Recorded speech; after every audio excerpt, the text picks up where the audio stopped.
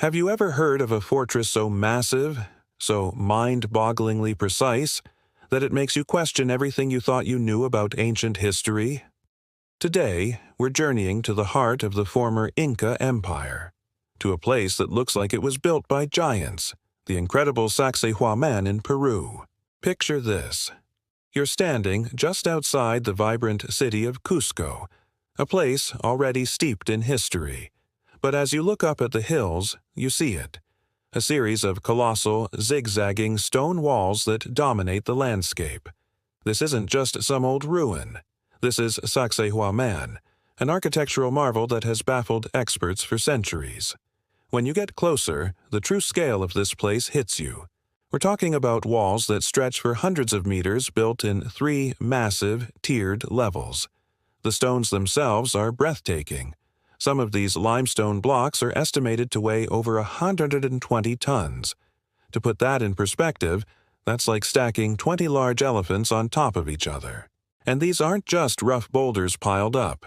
They are intricately shaped, with multiple angles and corners, fitting together like a giant 3-dimensional jigsaw puzzle. The most famous part of this puzzle is the precision.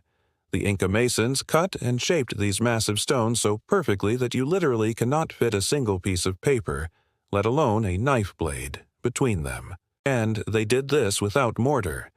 The sheer weight of the stones and their perfect fit are what have held these walls together for over 500 years, even through major earthquakes that have leveled more modern buildings in nearby Cusco.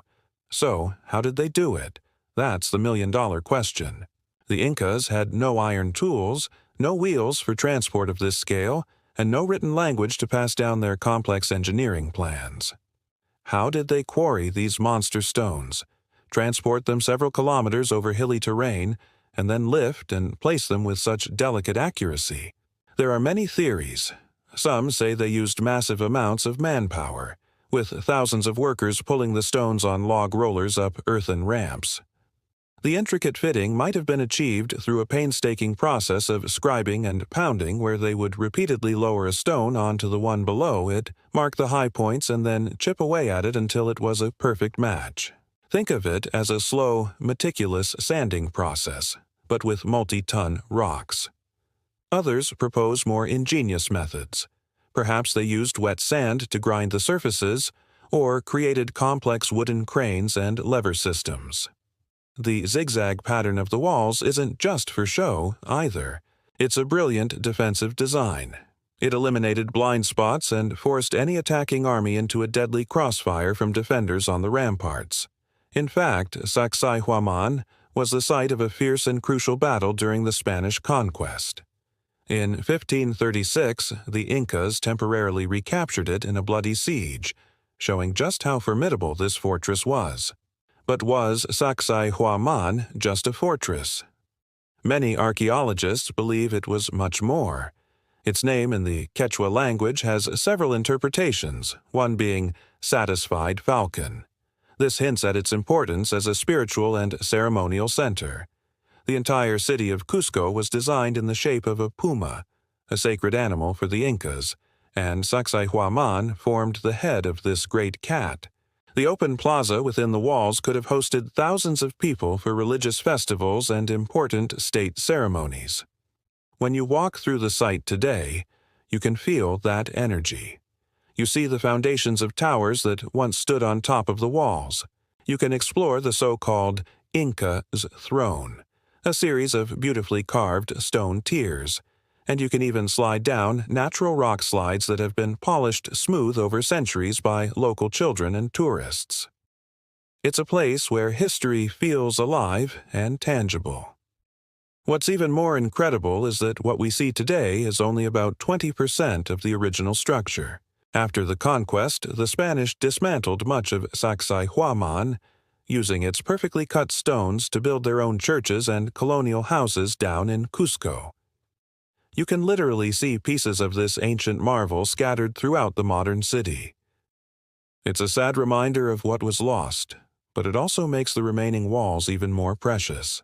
Sacsayhuaman stands as a powerful testament to the ingenuity, organization, and spiritual depth of the Inca civilization. They were master engineers, astronomers, and artists, and this site is perhaps their greatest surviving masterpiece. It challenges our modern assumptions about what primitive societies were capable of. It reminds us that there are still mysteries in our world, wonders that defy easy explanation. So, when you see pictures of those giant, zigzagging walls and the impossibly perfect joints, remember that you're not just looking at a pile of rocks. You're looking at the legacy of a brilliant empire, a military fortress, a sacred temple, and an enduring mystery carved into the Peruvian Andes.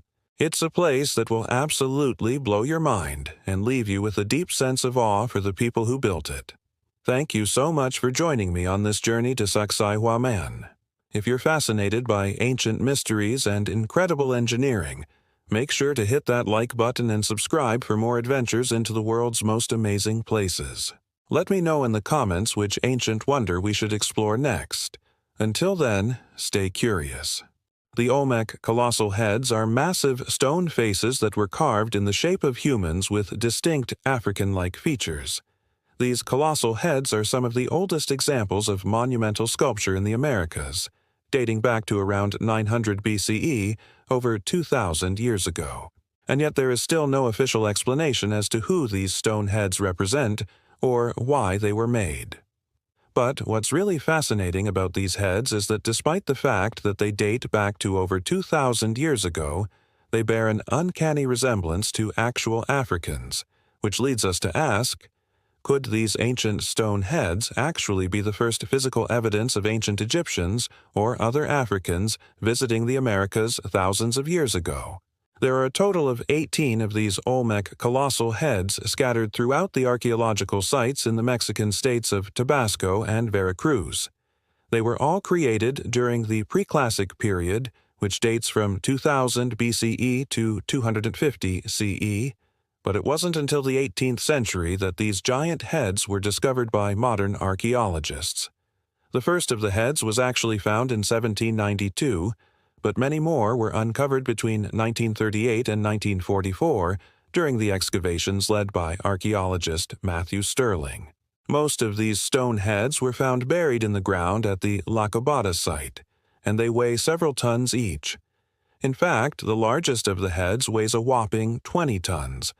That's the equivalent of 4 fully grown African elephants.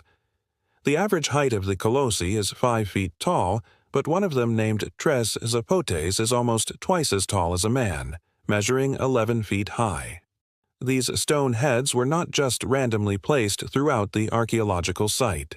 Many of them were found surrounding a sacred precinct that contained 3 temples dedicated to the Olmec rain god. Some of the heads were also placed near ceremonial ball courts, and others were found in the center of large plazas.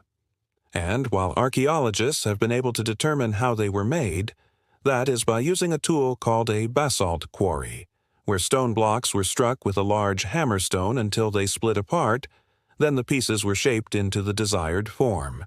What archaeologists cannot explain is why these heads were made. There are 2 main theories as to who these Olmec colossal heads represent. According to mainstream archaeologists, these heads depict the rulers of the ancient Olmec civilization. The Olmec civilization was one of the earliest advanced societies in Mesoamerica, and it flourished in the tropical lowlands of what is now Mexico between 1200 BCE and 400 BCE. The Olmec people developed a complex society with its own writing system, calendar, and religious beliefs. And they left behind a rich legacy of art and architecture, including the famous colossal heads. However, there is no evidence that the Olmec people had any connection to Africa or ancient Egypt, so it's unclear why their rulers would have had distinctly African features. Some have even suggested that these heads may have been inspired by the African deities that the Olmec people worshipped. However, there is no evidence to support this theory either. Mainstream archaeologists also claim that these heads do not resemble any known Olmec rulers, and they say that the features of these heads are actually typical of the ancient Olmec people. This is based on other sculptures and artifacts that were found at the La Cobada site, such as the famous jaguar priest sculpture. However, this argument does not hold much weight because the so-called typical Olmec features can also be found on many sub-Saharan Africans.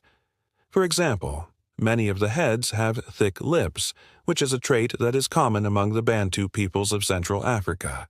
The heads also have pronounced cheekbones and a strong jawline, which are traits that are also found among many African populations. Additionally, the heads have high cheekbones and a strong jawline, which are also traits that are commonly found in many African populations. In fact, the Olmec heads are so strikingly similar to some African ethnic groups that some scholars have even suggested that they could be direct representations of certain African tribes. One scholar in particular, Dr. Ivan van Sertima, argued that the Olmec heads resemble the Dogon people of Mali, and that the Dogon people may have been in contact with the Olmec long before the time of Alexander the Great. However, there is no evidence to support the theory that the Dogon people or any other African tribe migrated to the Americas thousands of years ago. Another interesting observation about the Olmec heads is that they all face west. This has led some people to speculate that these heads were meant to represent ancestors who had migrated from Africa to the Americas. If this is true, then the Olmec civilization may have had much deeper roots in Africa than previously thought. Some scholars believe that the Olmec civilization may have originated from a group of people who migrated from West Africa to the Americas around 2000 BCE. This group of people, known as the Niger-Congo speakers, are believed to have brought with them the knowledge of agriculture, ironworking, and other technologies that would help them establish a new society in the Americas. Over time, this society would develop into the Olmec civilization. This theory is supported by linguistic evidence as well as by similarities between Olmec art and artifacts and those found in West Africa. For example, the Olmec were known to have used copper in their artwork, and copper was not native to the Americas. Copper was most likely brought to the Americas by the Niger-Congo speakers from West Africa. Additionally, the Olmec kept domesticated dogs, which were also brought to the Americas by the Niger-Congo speakers from West Africa. There is also evidence that the Olmec kept chickens, and chickens were also domesticated in Africa before making their way to the Americas. All of these domesticated animals were brought to the Americas from Africa thousands of years before Europeans arrived. It should also be mentioned that the ancient Egyptians traveled extensively throughout the Atlantic Ocean and established trading posts along the coast of West Africa. It is possible that they also traveled to the Americas and interacted with the Olmec people. The Egyptians had a sophisticated understanding of astronomy and navigation, and they used these skills to travel great distances across the ocean. In fact, Egyptian artifacts have also been found in various parts of Africa, Asia, and Europe, suggesting that the Egyptians did indeed travel extensively throughout the world. However, despite all of this evidence, mainstream archaeologists still claim that the Olmec heads represent the rulers of the Olmec civilization. They also claim that there is no evidence to support the theory that the Olmec civilization had any connection to Africa or ancient Egypt. What do you think? Do you think that these Olmec heads represent actual Africans, or do you think that they are simply a coincidence? Let me know your thoughts in the comments below. As always, I hope you enjoyed this video and learned something new. If you did, please be sure to give it a thumbs up and share it with your friends. And if you haven't already, please subscribe for more videos like this one. Thanks for watching. Today, we will travel to Tikal, Guatemala. Here is a Maya super city buried in the jungle. The ancient city was home to about 150,000 people at its peak. It's famous for its towering temples. They were built over 2,000 years ago. The oldest pyramid here dates back to the 6th century BC. That is older than the Egyptian pyramids, but today it stands only about half as tall as the pyramids of Giza. The Maya built great works of art. They carved huge stone heads with incredible details. Some of them are up to 3 meters high. You can see how much thought and effort went into every line, every curve, every bump. But who were these people? Where did they go? Why did they abandon their beautiful city? Did they have a war with the Aztecs? Did a volcano erupt? Let's find out. The history of Tikal is very long and complicated. At first, it was just a small settlement. It was probably founded by the same people that created the great cities of El Mirador, Nakbe, and others. These people spoke an ancient language called Yapotec. But around the 3rd century BC, the Quichmaya migrated to the area. They brought their own language, customs, and traditions. So archaeologists call this period the Pre-Classic. The Pre-Classic lasted until the 8th century AD. This was the golden age of Tikal. The city grew very large. It became one of the most important centers of the Maya civilization. Then came the Classic period from 250 to 900 AD. During the Classic, Maya civilization flourished. The Maya invented a sophisticated calendar system. They developed a writing system. They made great discoveries in mathematics and astronomy. They built amazing palaces, temples, and pyramids. But something bad happened in the 9th century. There was a collapse or decline of the civilization. People stopped making art. Writing was forgotten. Most cities were abandoned, and this lasted until the Spanish conquest in the 16th century. We still don't know exactly what caused the collapse.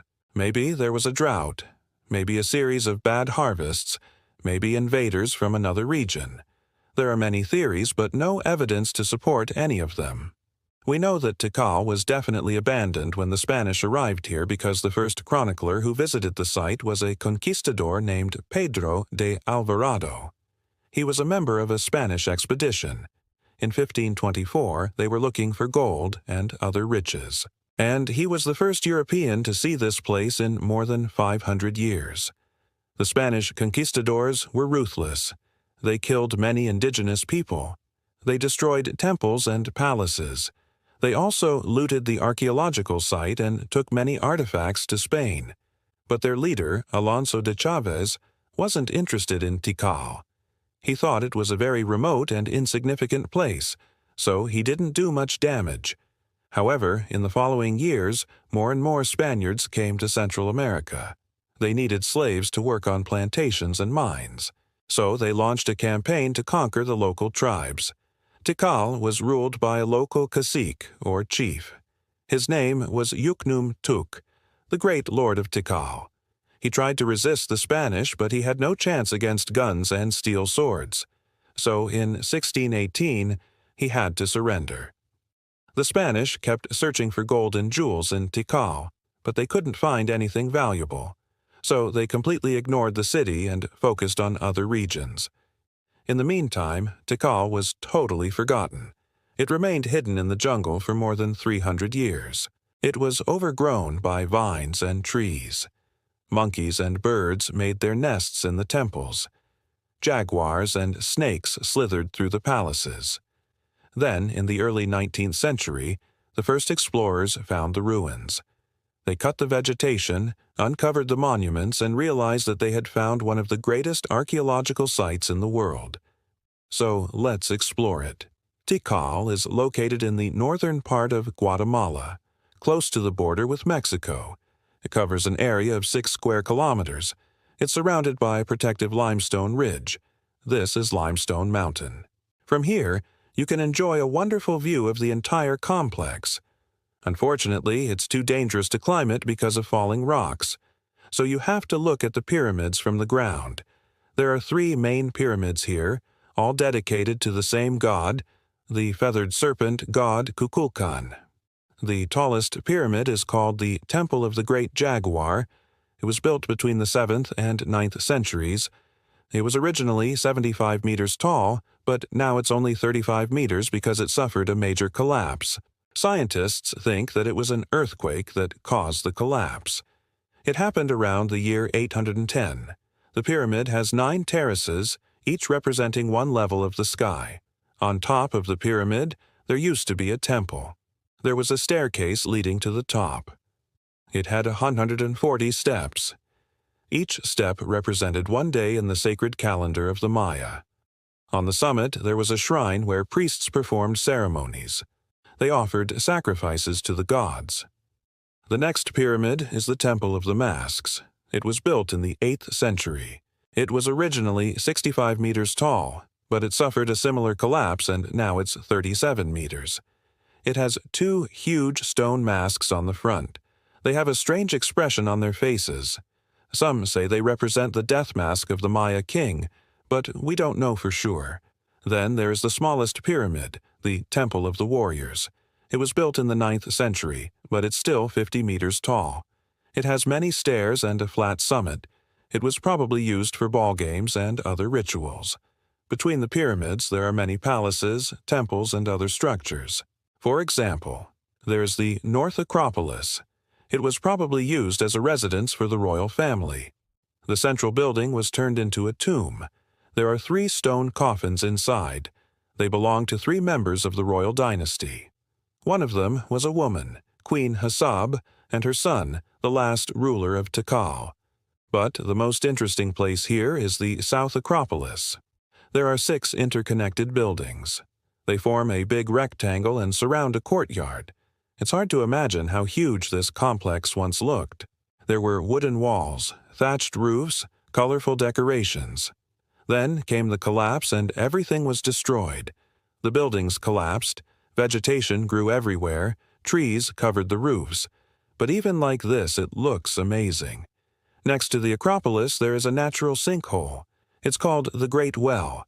It has a diameter of 66 meters and a depth of 29 meters. The Maya believed that it was a hole to the underworld.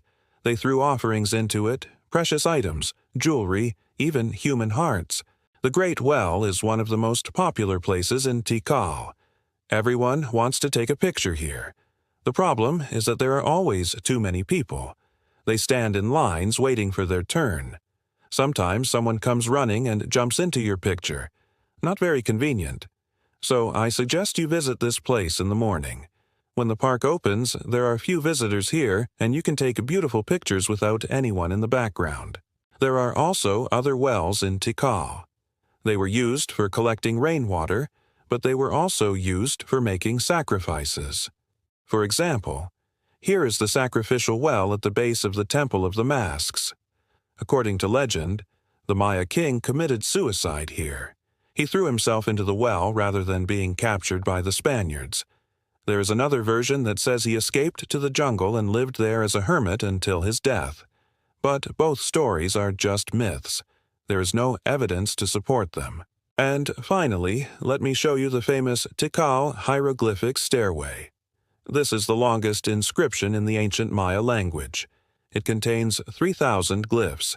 It tells the story of the Maya kings and their genealogy. Unfortunately, many parts are damaged and it's impossible to decipher them. So Tikal is one of the best preserved and most impressive archaeological sites in the Americas. It's a UNESCO World Heritage Site. It attracts more than 1 million tourists every year. But I suggest you come here not in December, January, or spring break. It's better to come in the low season. When there are few tourists, the site will be closed for restoration work, which is good news for us, but bad news for those who want to make money on us. If you want to learn more about the Maya civilization, check out my video about Palenque. Thanks for watching. Subscribe if you haven't already. See you soon. Bye. Have you ever heard of a city that defies everything we think we know about ancient civilizations? A place so high, so old, and so masterfully built that it leaves modern engineers scratching their heads? Today, we're journeying 13,000 feet up into the Bolivian Andes to explore the enigmatic ruins of Tiwanaku. This isn't just another ancient site. This is one of South America's oldest and most mysterious cities, a testament to a civilization that achieved the seemingly impossible. What makes Tiwanaku so special? It's not just its breathtaking altitude, where the air is thin and the landscape is starkly beautiful. It's the stonework. We're talking about massive, multi-ton andesite and sandstone blocks, cut with such precision that you can't even slide a piece of paper between them.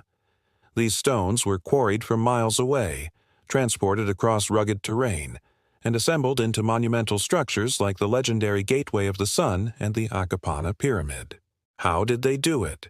Without the wheel, without iron tools, and without a written language as we know it. These are the questions that have puzzled archaeologists and engineers for centuries. Let's start our exploration at the Kalasasaya, a vast, open temple complex believed to be an astronomical observatory. The very name means standing stones. These upright megaliths are aligned with incredible accuracy to track solstices and equinoxes. Imagine, thousands of years ago, a people living at the roof of the world, possessing such a profound understanding of the cosmos that they could literally build it into their city.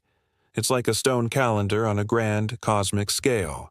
Within this complex we find the iconic Gateway of the Sun. Carved from a single block of andesite weighing around 10 tons, the gateway is a masterpiece. The intricate carvings on its facade are dominated by a central figure, often identified as the sun god, or creator deity, Viracocha. This figure holds what appear to be staffs or lightning bolts, surrounded by 48 winged figures, some with human faces, others with condor heads. Is this a religious icon, a calendar, a historical record, or something else entirely? The symbolism is so rich and complex that its true meaning remains one of Tiwanaku's greatest secrets. The level of detail is simply astonishing, a high-relief carving that tells a silent, epic story. Now, let's turn our attention to the Akapana, what was once a majestic, seven-tiered pyramid. Today, it looks more like a hill, but don't let its weathered appearance fool you. Excavations have revealed a sophisticated internal structure, including a complex system of water channels. Some researchers believe this system was designed to create a cascading waterfall effect, making the pyramid shimmer and roar like a sacred mountain. Imagine the sight and sound of water flowing through this massive man-made structure, a symbol of life and power in the high, arid Altiplano. It was a feat of hydraulic engineering that would be impressive even today. Another mind-bending feature of Tiwanaku is the Pumapunku complex, located just a short walk away. The name means Gateway of the Puma, and what you find here is a field of shattered stone blocks that look like they were part of a giant cosmic Lego set. These H-shaped blocks are famous for their perfectly straight edges, right angles, and smooth surfaces. The precision is so flawless that many have speculated it could only be achieved with advanced technology.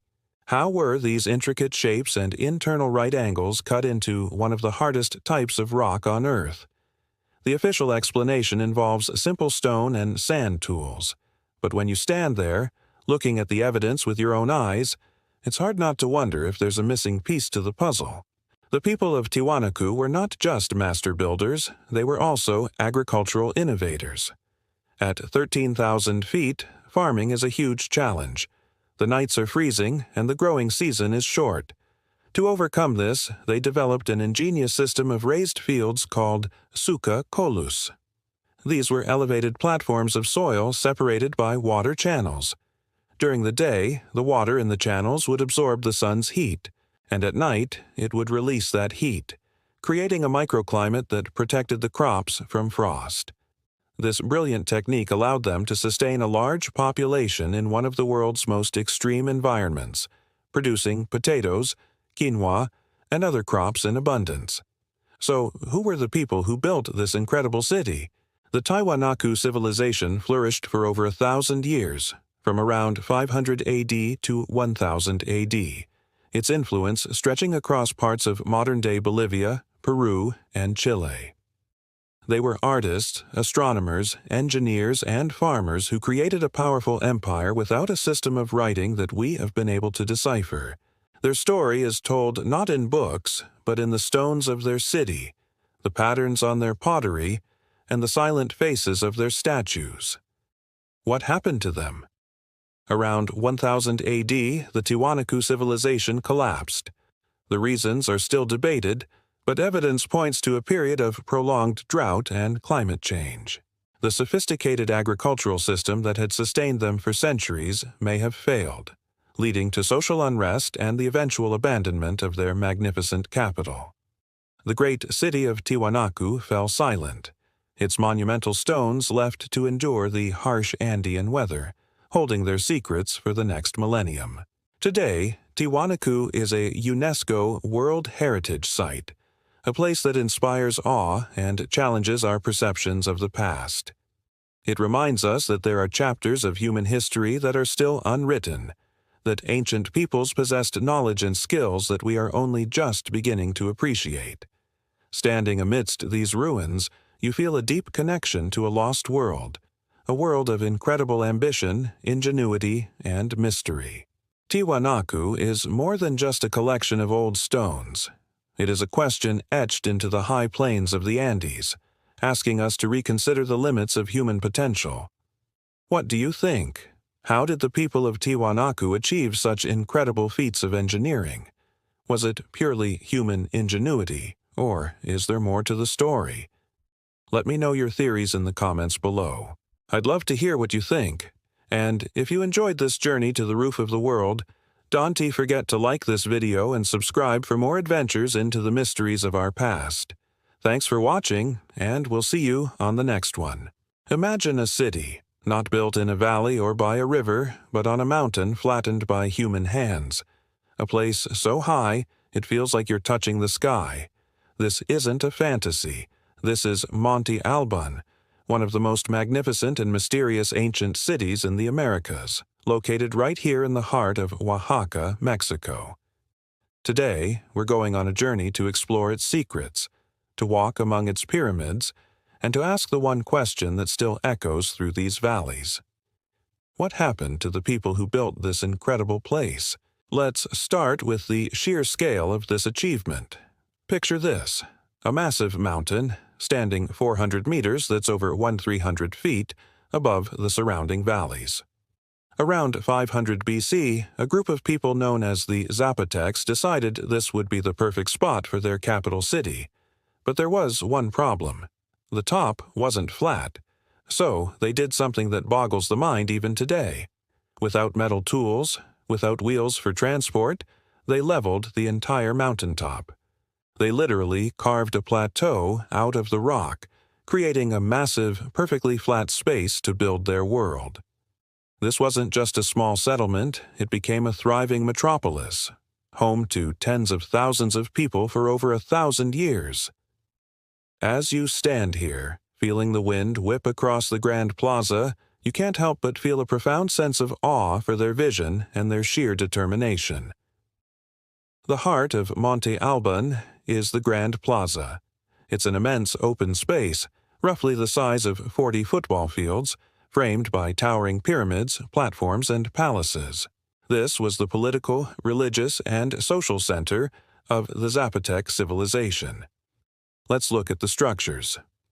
On one side, we have the North Platform, a colossal complex with a sunken patio and massive staircases.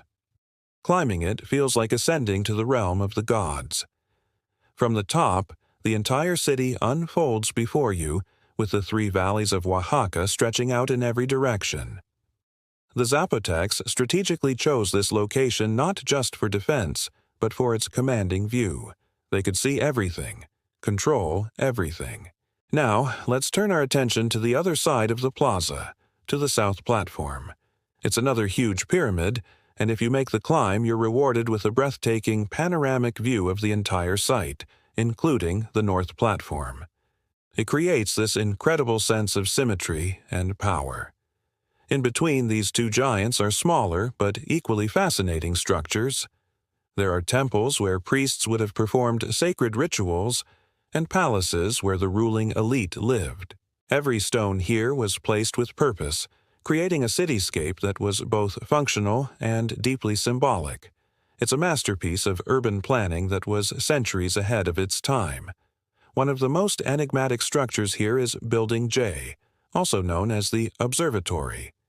Unlike every other building in Monte Alban, which is aligned with the cardinal directions, north, south, east, west, this one is different.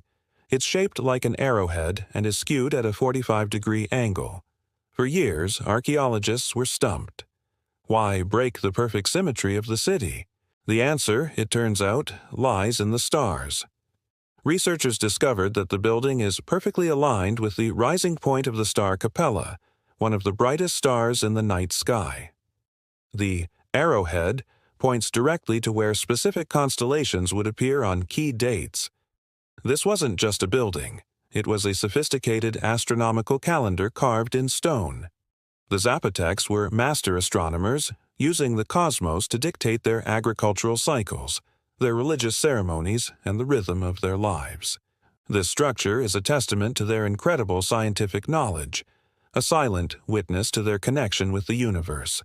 But there's a darker side to Monte Alban's history, and you can see it carved into stone at the building of the Danzant, or the Dancers.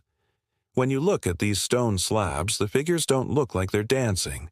They are contorted in strange, often pained positions. For a long time, people thought they were depictions of dancers or perhaps even swimmers. But modern analysis tells a much grimmer story. These are likely carvings of slain and mutilated captives from rival tribes.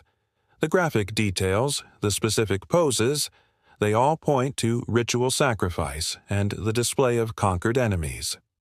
It was a form of political propaganda, a brutal message to anyone who dared challenge the power of Monte Alban. It reminds us that while this was a city of incredible beauty and intelligence, it was also the capital of a powerful, warlike empire.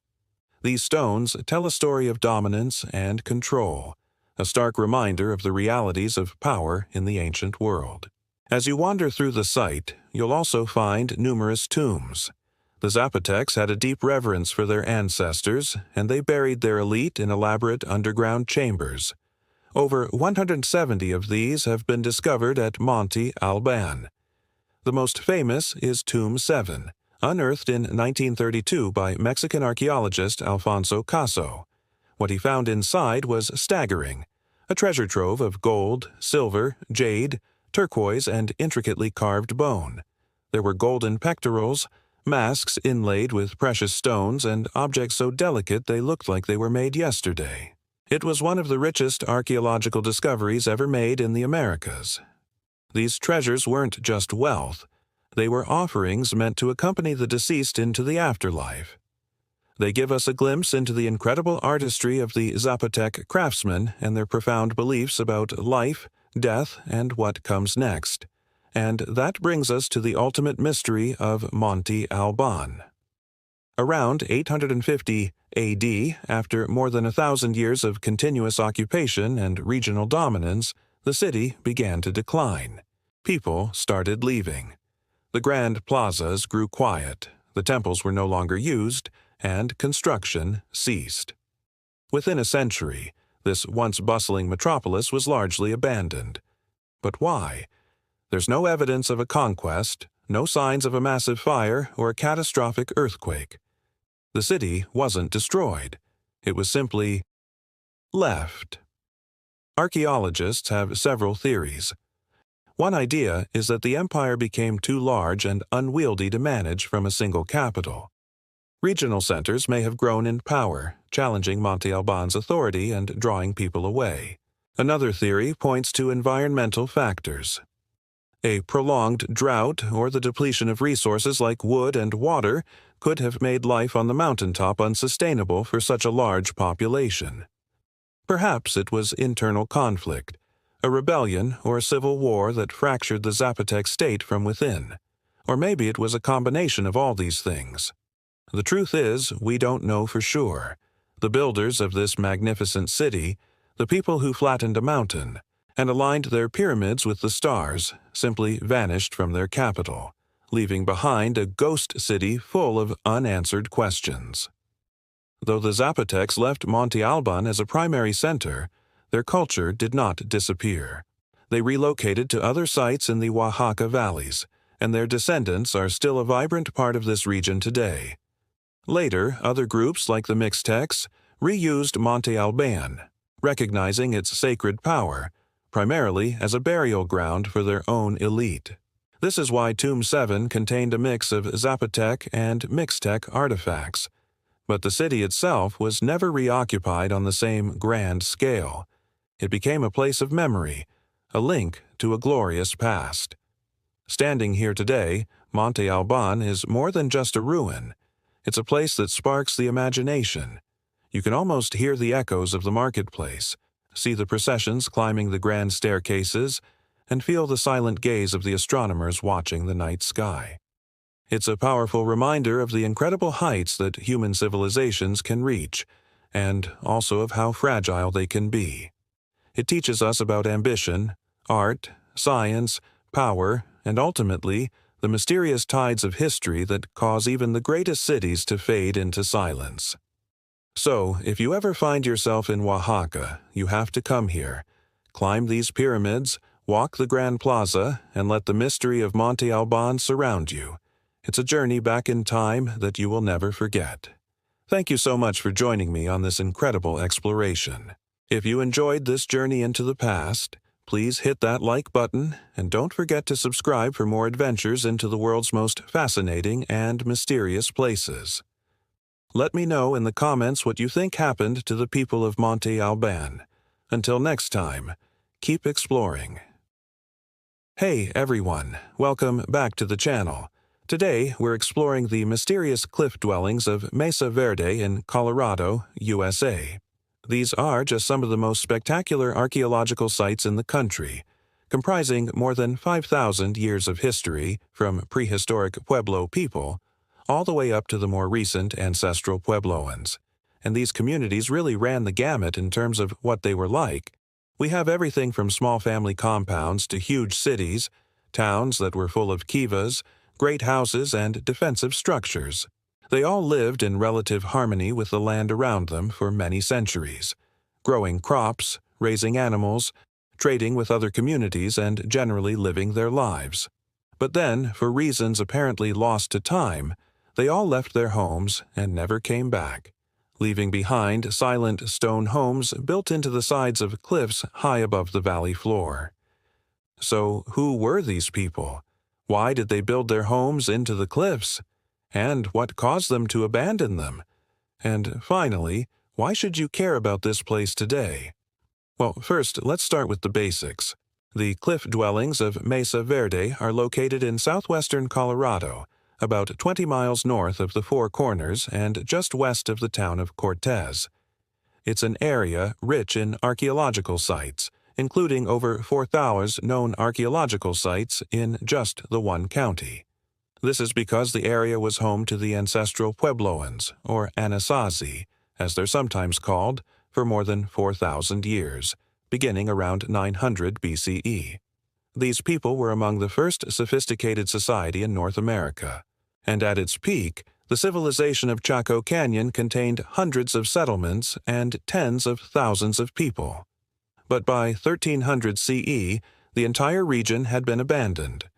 The reason for this remains a mystery, though drought, resource depletion, and even war are thought to be possible causes. But it wasn't until much later that the area was rediscovered by modern man.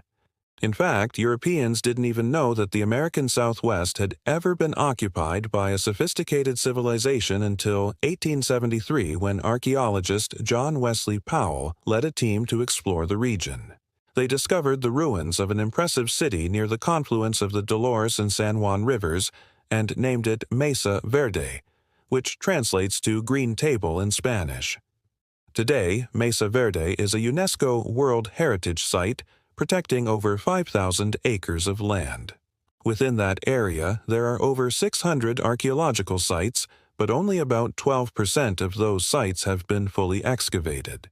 That means that we've only scratched the surface of what this region has to offer, and that new discoveries are being made every single day. One of the most popular sites within Mesa Verde is the Cliff Palace.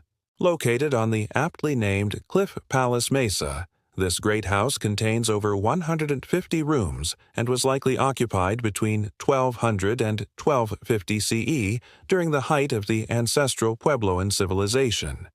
This site was actually the largest of several settlements on the mesa, and evidence suggests that it may have been the regional ceremonial center as well. Whoever lived here certainly knew how to make a grand entrance. Visitors approach the site through a narrow slot canyon and then suddenly emerge into a large plaza with the great house rising tier upon tier up the face of the cliff. As you can imagine, access to this place was pretty limited. There were two main entrances, one from the ground level and another from a trail leading up from the valley floor. Both of these required ladders, which could be pulled up and down to control access to the settlement. For this reason, it's thought that this site may have also served as a defensive structure as well, capable of holding off any would-be invaders. The Cliff Palace was actually discovered in 1890 by two prospectors named Richard Wetherill and his brother-in-law, Charles Mason. They found the ruins hidden in a crack in the cliff face and carefully cleared away the debris to reveal the rooms and passages within. After a few months, they moved on, and the site was forgotten about until 1906, when it was excavated by archaeologist Jesse L. Chapidian. It was added to the National Register of Historic Places in 1964, and today it's open to the public as part of the Mesa Verde National Park System. Another fascinating site within Mesa Verde is Balcony House. This structure is similar to the Cliff Palace in that it's also built into the side of a cliff, but it's much smaller. It was occupied between 1250 and 1280 CE and is known for its unique architecture and layout. Unlike the Cliff Palace, which is made up of a series of rooms and passages, Balcony House was built in the style of a pueblo with solid walls and flat roofs. However, it still used the natural rock face to form the back wall of the structure.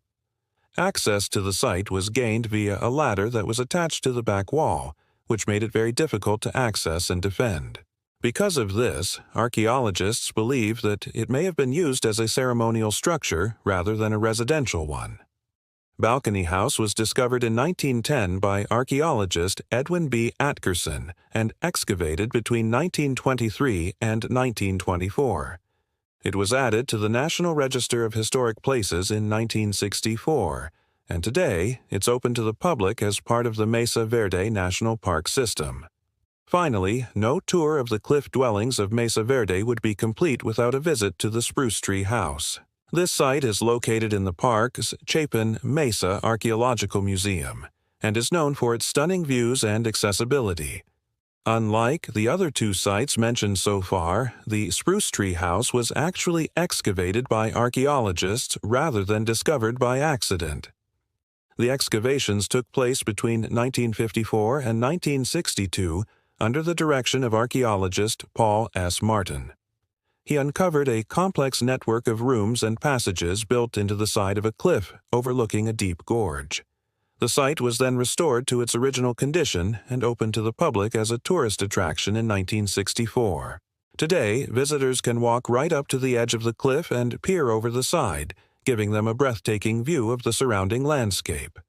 They can also explore the rooms and passages of the Spruce Tree House, which are filled with artifacts from the people who lived there centuries ago. So, who were these people who built such amazing structures, and where did they go? Well, that's a question that archaeologists are still trying to answer. The truth is, we don't know exactly who lived here or why they built their homes into the sides of cliffs. However, we do know that they were the ancestors of the Hopi and Zuni tribes who still live in the area today. We also know that they built their homes in the cliffs for a variety of reasons. First, the natural rock shelters provided protection from the elements. Second, they were difficult to access, which made them very safe from outside threats. Finally, the cliffs were probably seen as a sacred place, a connection to the spiritual world. Whatever the reason, the ancestral Puebloans lived in these cliff dwellings for centuries, raising children, growing crops, and living their lives. But then, for reasons unknown, they packed up and left.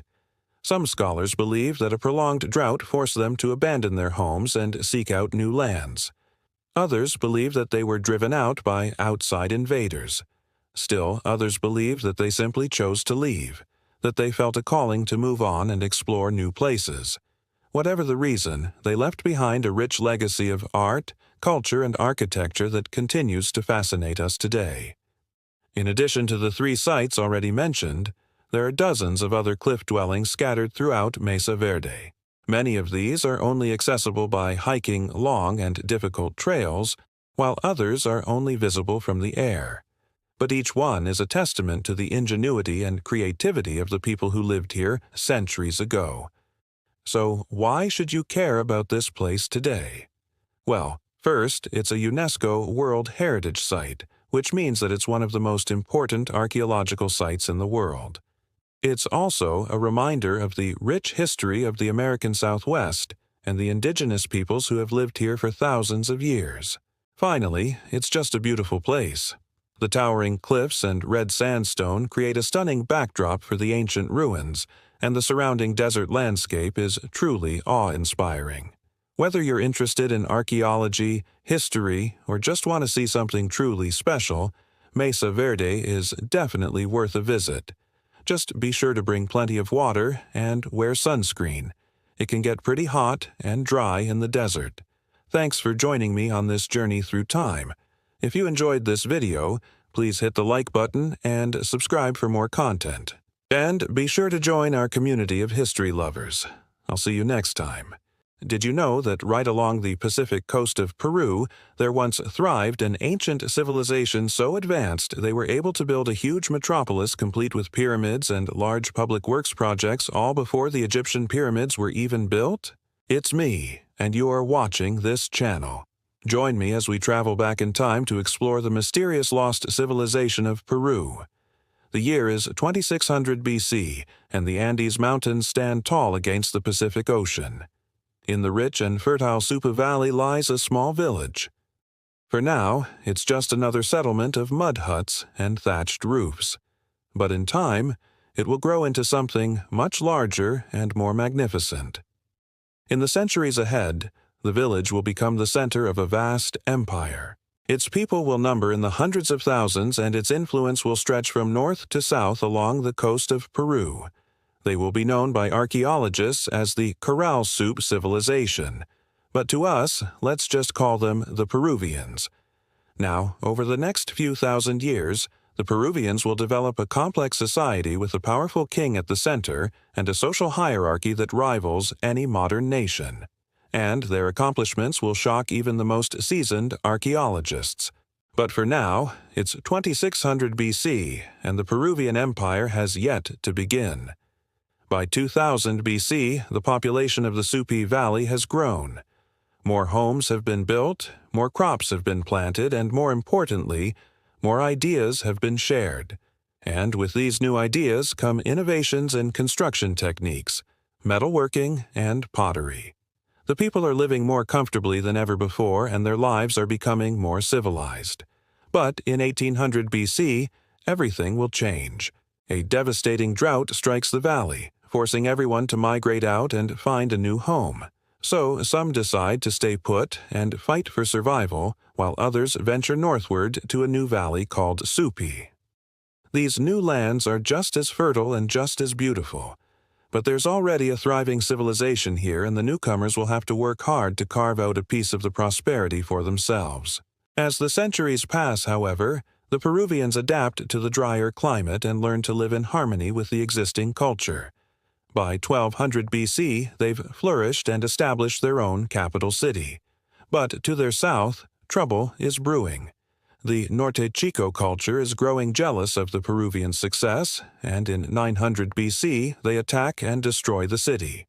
The survivors flee to the mountains and eventually return to the Supa Valley, where they rebuild their civilization from scratch. And this time, they build it bigger and better than before. What follows is the golden age of the Peruvians, and it lasts for 400 years. During this time, they establish several large cities, and each one is more impressive than the last. Their cities follow a grid pattern and are divided into residential areas, industrial areas, administrative buildings, and religious structures. And everywhere you look, you see monumental pyramids dedicated to their gods. But life in this utopian society isn't all fun and games. As the population continues to grow, so does the size of their armies. And soon they're waging war with neighboring tribes. However, the Peruvians don't conquer these lands. Instead, they simply subjugate the local rulers and demand tribute in the form of labor or goods. This practice becomes a mainstay of the Peruvian Empire and allows them to expand their domain without having to lift a finger. For centuries, this system works perfectly, but eventually the other cultures grow tired of being exploited. In 400 BC, the nearby Siccans rebel and march on the Peruvian capital. But their armies are no match for the disciplined Peruvian forces, and the Siccans are defeated. With their power secure, the Peruvians go on to dominate the entire northern coast of Peru. During this time, they produce some of their greatest works of art and architecture, and their cities become cultural hubs, attracting merchants, artisans, and scholars from all over the world. There are even reports of Carthaginians visiting the Supi Valley to study their advanced building techniques. But in 180 AD, everything comes crashing down. The Wari Empire is a powerful force from the south, and they're hungry for more land. Over the next century, they conquer the entire Peruvian Empire and enslave its people. In 700 AD, the Chimu Empire takes over the Wari's domain and brings the Peruvians under their rule. But, just like the Wari before them, the Chimus focus on centralizing power and building great monuments rather than expanding the empire. Meanwhile, across the ocean in Egypt, the first pharaohs have taken the throne, and they bring with them a new religion and a new way of life. After decades of civil war and political instability, Egypt is finally united, and the ancient Egyptians can begin to flourish. By 3000 BC, Egyptian cities are some of the largest in the world, and their kings are considered divine.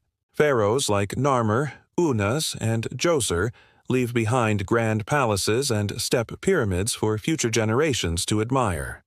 Back in Peru, the Chimu Empire is nearing its end.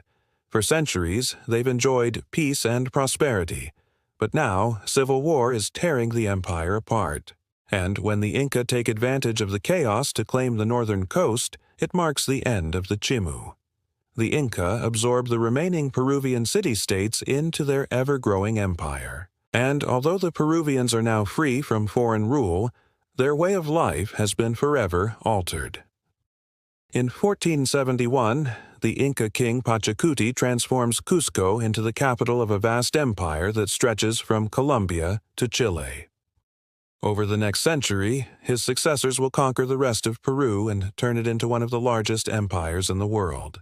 But while the Inca are known for their impressive road system, advanced agriculture, and masterful stonework, their empire will eventually collapse due to internal strife. In 1532, the Spanish arrive and quickly conquer the Inca, bringing the 8,000-year-old Peruvian civilization to an end. Today, the ruins of the Peruvian Empire can be found throughout Peru, and archaeologists are still uncovering new secrets about their culture every day. We've learned that they had a complex religion with many gods and goddesses. They kept detailed records on copper tablets, and they created textiles with intricate designs.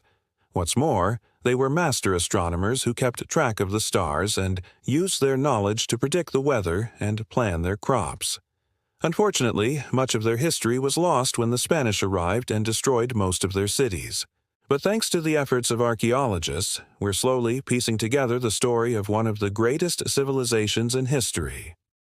The Peruvians were truly a remarkable people, and their legacy lives on today through their descendants, the Quechua and the Aymara. But their story would have been very different if not for the droughts and famines that struck their homeland. In fact, the entire course of human history could have been altered if the Peruvians had developed writing, or if the Inca had embraced cultural diversity instead of imposing uniformity on their subjects. But that's just the way things played out. So, what do you think? How would you have changed Peruvian history? Let me know in the comments below. Thanks for watching. Subscribe if you want to see more videos like this. And, as always, remember to stay thirsty for knowledge. It's me. This has been the history of the Peruvians. And I'll see you next time. In this series, we explore ancient sites around the world and uncover the secrets they hold. Join us as we learn about these incredible places and get closer to solving the mysteries of our past. Today, we are exploring Cahokia Mounds in Illinois, USA. It is 3,900 years ago, and you are standing at the center of a huge metropolis. The Mississippi River snakes through the flat Illinois prairie, but here it has been dammed by a great earthen mound upon which stands a massive pyramid over 100 feet tall. This is Monk's Mound.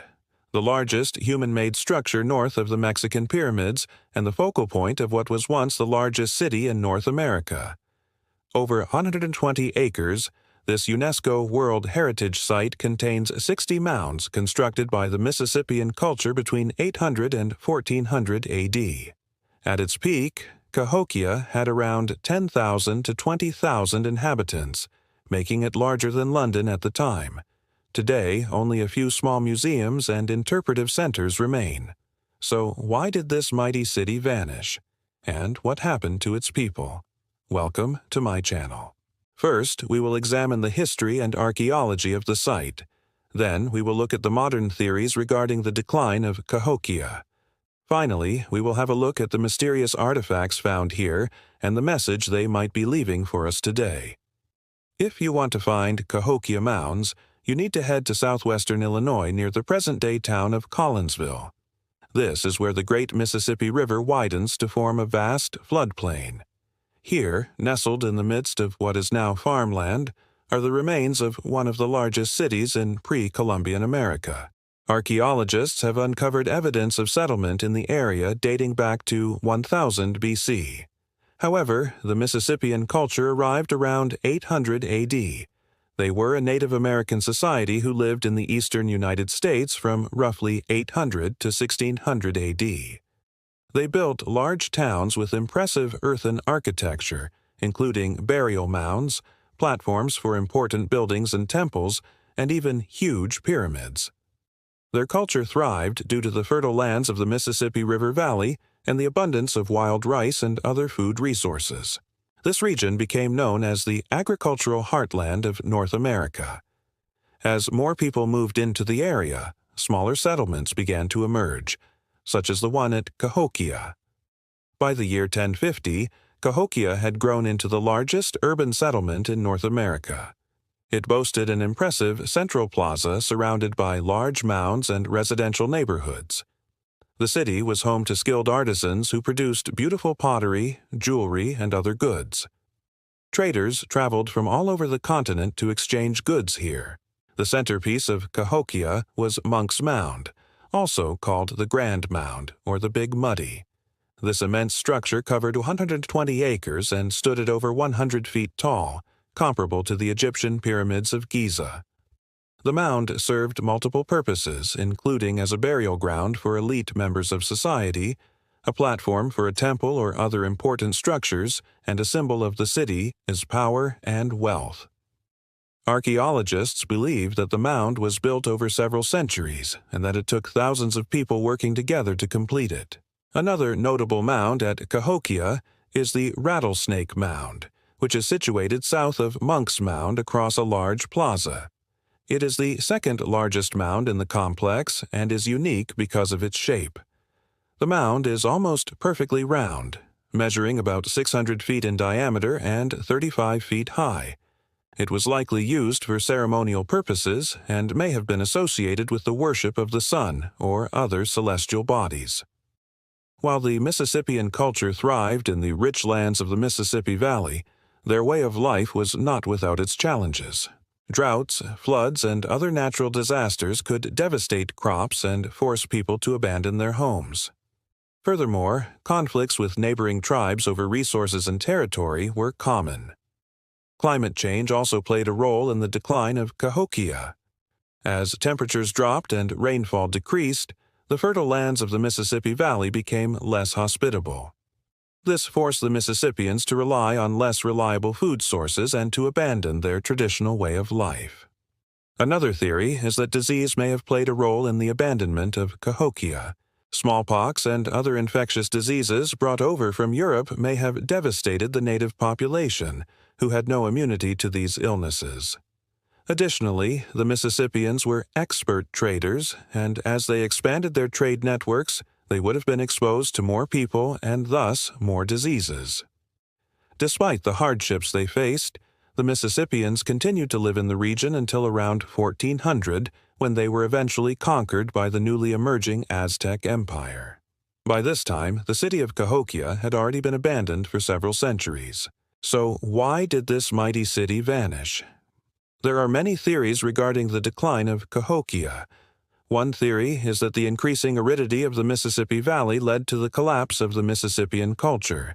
This drought lasted from 1250 to 1350 CE and may have caused widespread famine and societal upheaval. Another theory is that warfare with neighboring tribes contributed to the downfall of Cahokia.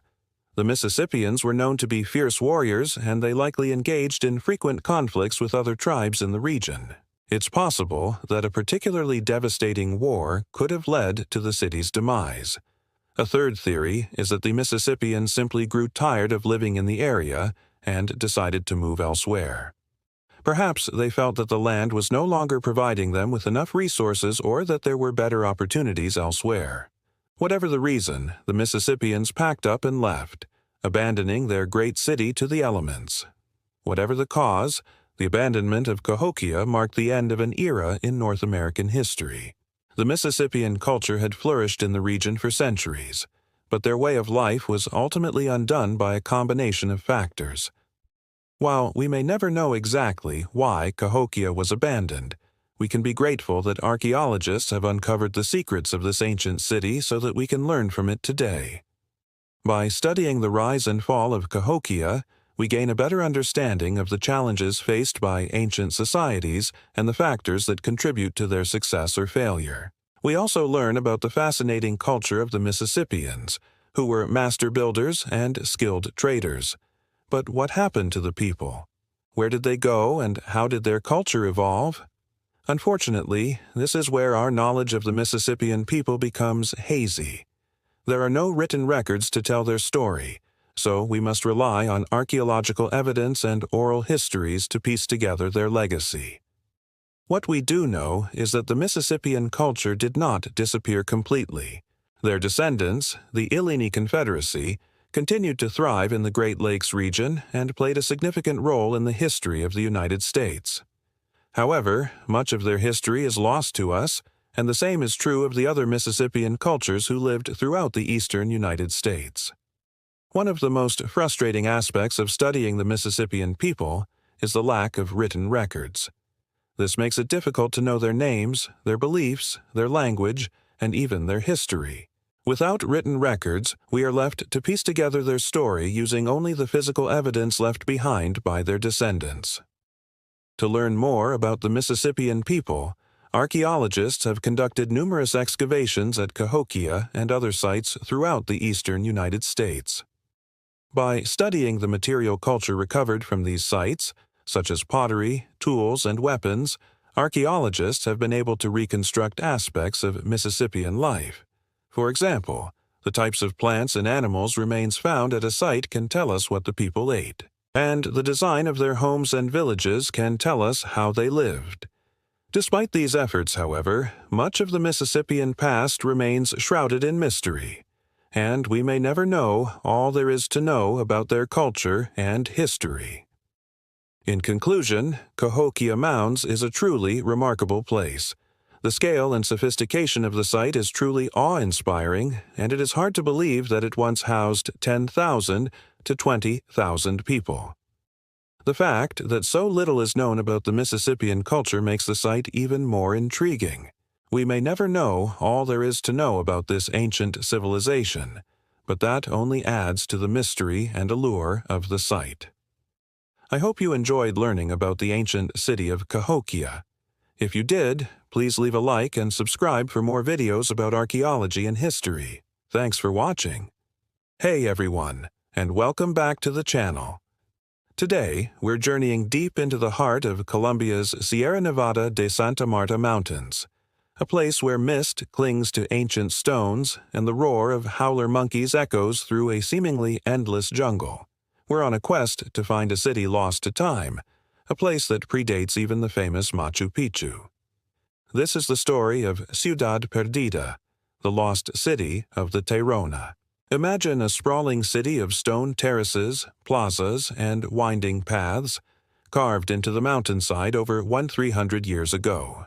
For centuries, this was a thriving hub for the Tayrona civilization, a people known for their incredible goldwork and sophisticated understanding of engineering and agriculture. They built this city, which they called Tayuna, as their political and manufacturing center. But then, around the time of the Spanish conquest, the city was mysteriously abandoned.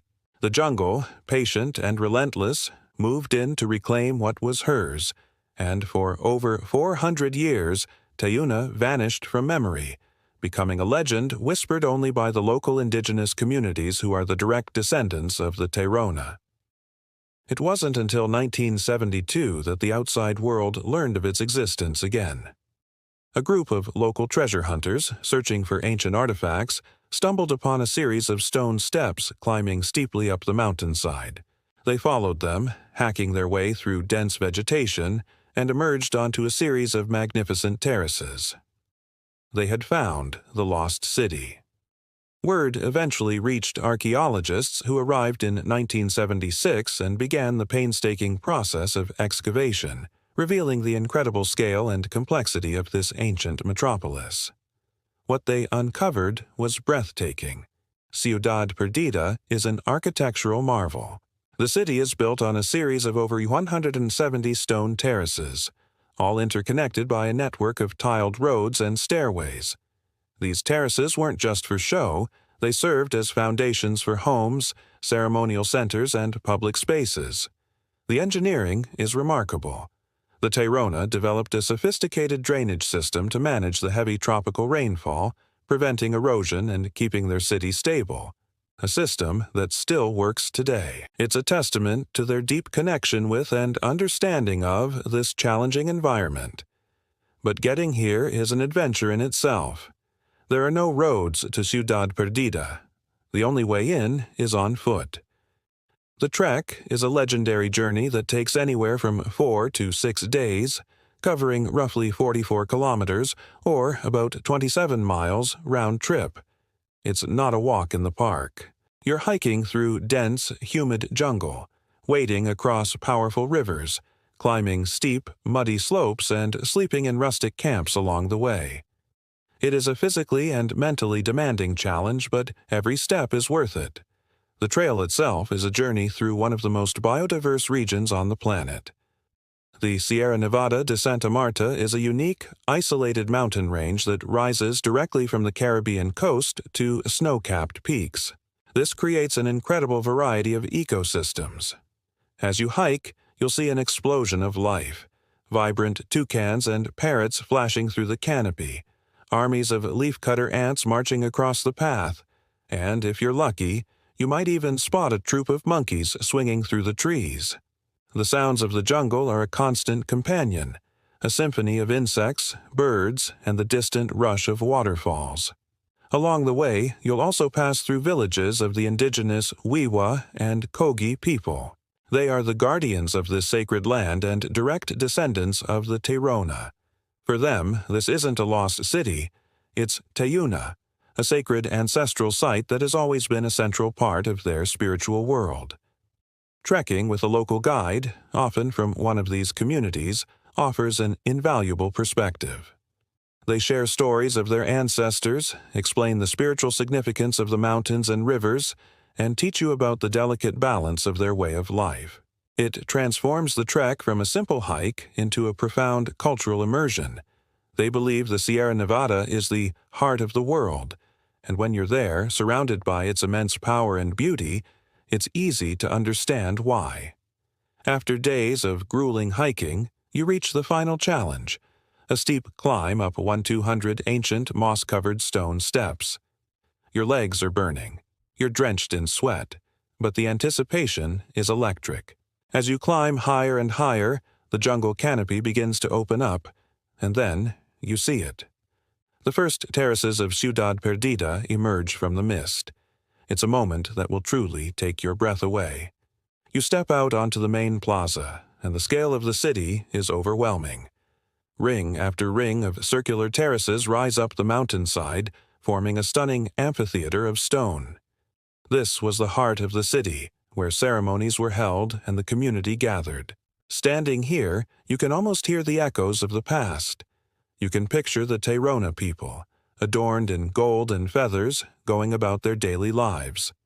Unlike the sharp, rectangular stonework of the Incas, The Tairona's architecture is circular and flows organically with the landscape.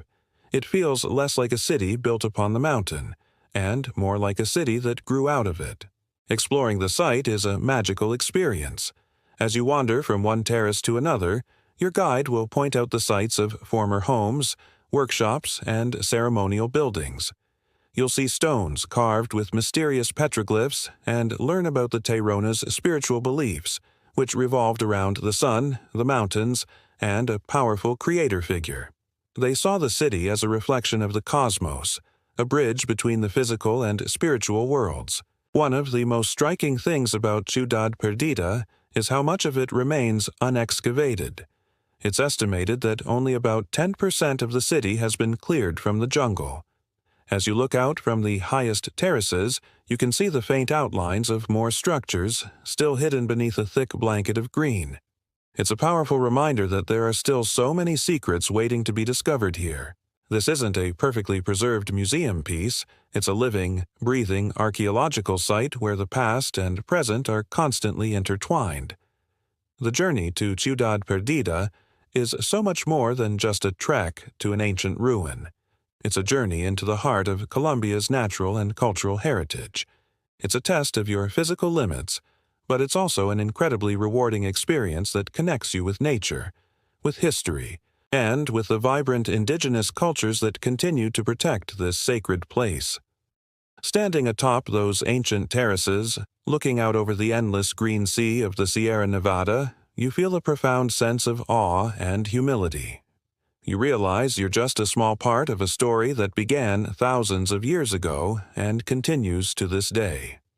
It's a powerful reminder that some of the world's greatest treasures aren't easily found. They require effort, respect, and a willingness to step off the beaten path. The lost city was hidden for centuries, but for those willing to make the journey, its incredible story and breathtaking beauty are waiting. Thank you so much for joining me on this virtual adventure to Ciudad Perdida. If you've ever done this trek, I'd love to hear about your experience in the comments below. What was the most memorable part for you? And if you enjoyed this journey, don't forget to hit that like button and subscribe for more adventures to the world's most incredible places.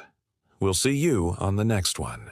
Have you ever heard of a giant spider, a hummingbird, and even an astronaut, all etched into the earth on a scale so massive you can only truly see them from the sky?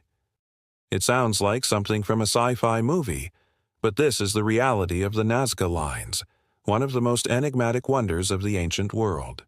Today, we're flying high above the arid coastal plains of Peru to explore these gigantic geoglyphs. For centuries, these incredible designs lay hidden in plain sight, their true forms unknown to those walking right beside them. It wasn't until the 1930s, with the advent of commercial flights over the region, that the world finally recognized the sheer scale and complexity of this ancient art gallery. Imagine you're in a small plane, banking over the desert floor. As you gain altitude, what looked like simple paths and shallow ditches on the ground begin to connect, morphing into breathtaking figures.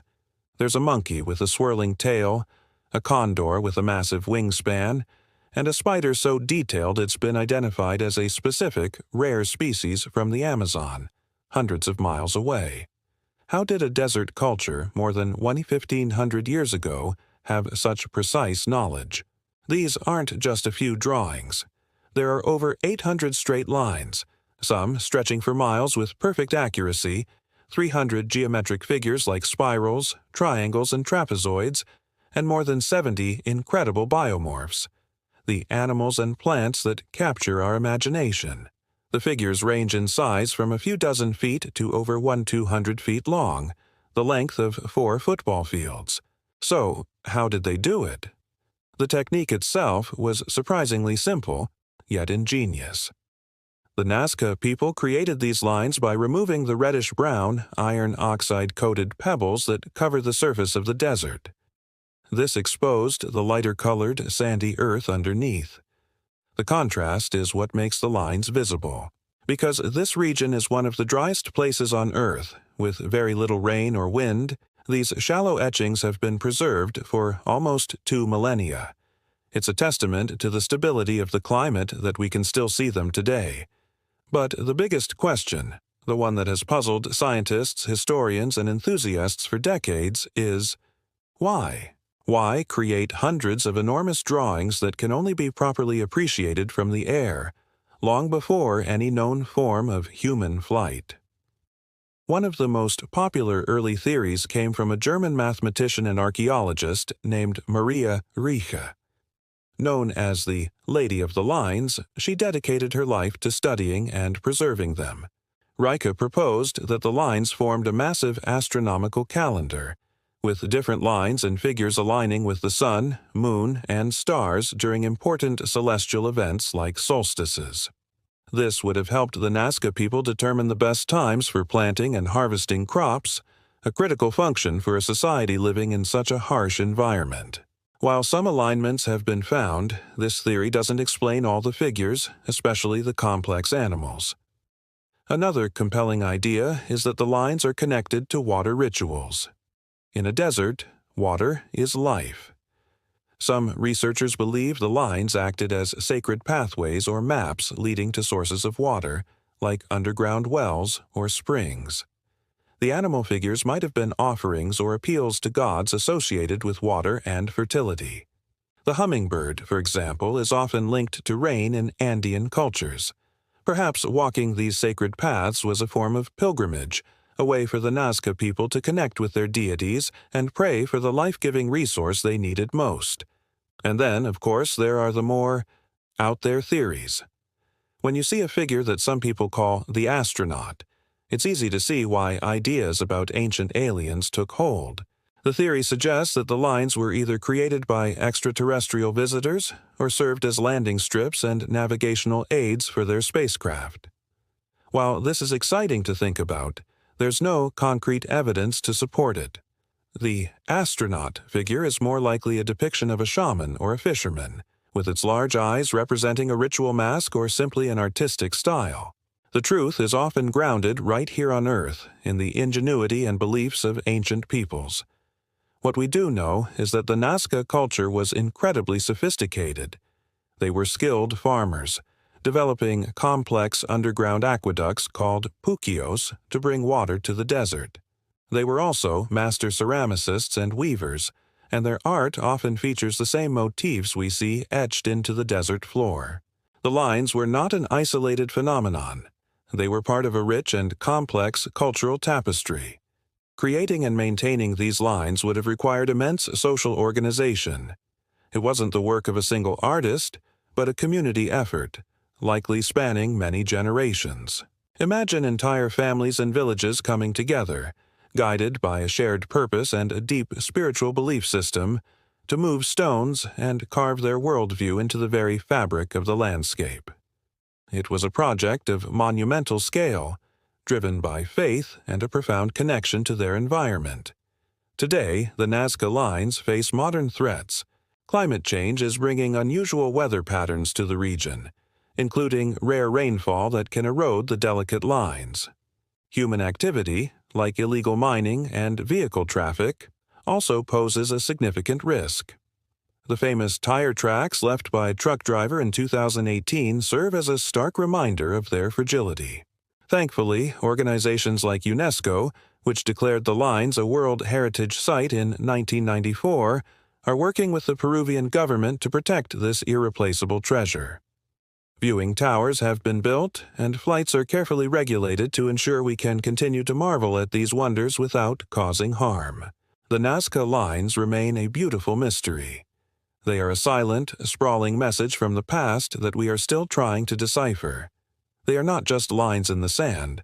They are a reflection of a people's relationship with the cosmos, their struggle for survival, and their deep spiritual world.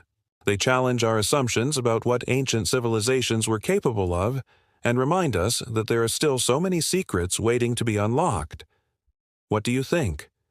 Were they an astronomical calendar, a map to water, a series of sacred paths, or something else entirely?